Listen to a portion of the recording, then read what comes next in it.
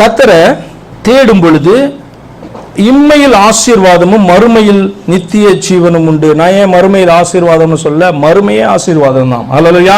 இம்மையில பல ஆசீர்வாதங்களை ஆண்டவர் கொடுப்பார்.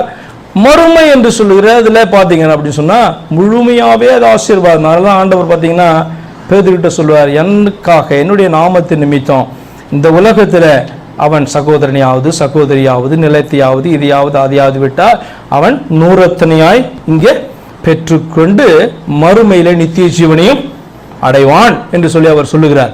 அப்ப மறுமையில இது அதெல்லாம் கால்குலேஷன் அவர் சொல்லல, அது மறுமையே ஆசீர்வாதம். மறுமையில நீ உயிரோடு இருக்கிறனால இது பெரிய ஆசீர்வாதம், அது நித்திய ஜீவனை குறிக்குது, எல்லாமே உனக்குரியதாயிற்றே. அப்ப ஆண்டவர் பார்த்தீங்கன்னா என்ன சொல்றாருன்னா, இந்த உலகத்திலே உனக்கு ஆசீர்வாதங்கள் அவரை தேடுவாய் என்று சொன்னால், உண்மையாய் உன் இருதயம் தேடும் என்று சொன்னால், இந்த உலகத்திலே ஆண்டவர் பல காரியங்களை உனக்கு தருவார். சரி, சிலது மாத்திரம் நம்ம வாசிக்கலாம் பாருங்க. சங்கீதம் 74வது வசனம். தேடுகிறவர்கள் மகிழ்ந்து சந்தோஷப்படுவார்கள் என்று சொல்லி இந்த வசனம் சொல்லுது. உம்மை தேடுகிற யாவரும் உம்மில் மகிழ்ந்து சந்தோஷப்படுவார்களாக. உமது ரட்சிப்பில் பிரியப்படுகிறவர்கள் தேவனுக்கு மகிமை உண்டாவதாக என்று எப்பொழுதும் சொல்லுவார்கள். பாருங்க, வசனம் சொல்லுகிறது உம்மில் மகிழ்ந்து சந்தோஷப்படுவார்களா. உங்களுக்கு மகிழ்ச்சியும் உண்டாகும் சந்தோஷமும் உண்டாகும். அல்லேலூயா.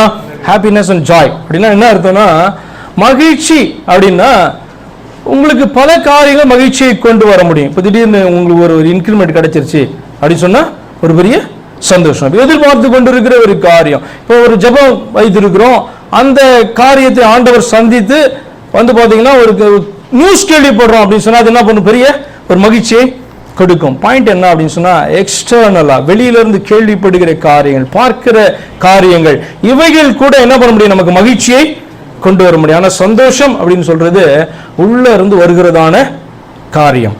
ஆவியின் கனியில பாத்தீங்க அப்படின்னு சொன்னா அன்பு, சமாதானம், சந்தோஷம் அப்படி காணப்படும். மகிழ்ச்சி இருக்கு, சந்தோஷம் அப்படின்னா உள்ளுக்குள்ள கர்த்தர் உனக்குள்ளே காணப்படுகிறபடினாலே உனக்கு உண்டாகிறது பாத்தீங்கன்னா சந்தோஷம், உனக்குள்ள காணப்படுகிறதான ஒரு சமாதானம். அதாவது வெளியில இருக்கிற காரியம், நான் கண்ணை மூடி இருந்தாலும் காதே எனக்கு கேட்கலன்னா கூட பாத்தீங்கன்னா எனக்குள்ளார என்ன காணப்படும், சந்தோஷம் இருக்கும், மகிழ்ச்சி கிடையாது. மகிழ்ச்சினா நம்ம பார்க்கறது, சிலதெல்லாம் பார்த்தா எனக்கு பிரியம்னா அதை பார்த்துட்டா சந்தோஷம். இப்போ எனக்கு பிரியாணி தான் பிடிக்கும்னா பிரியாணியை வச்சுட்டா ஒரு பெரிய மகிழ்ச்சி, சாப்பிட்றதுக்கு முன்பாக அந்த ஸ்மெல்ல கேட்டாலே மகிழ்ச்சியாக. இது வந்து மகிழ்ச்சி எக்ஸ்டர்னல், வெளியில நம்முடைய சரீரத்தில் நம்முடைய புலன்களில் உணர்ந்து காணப்படுகிறது மகிழ்ச்சி.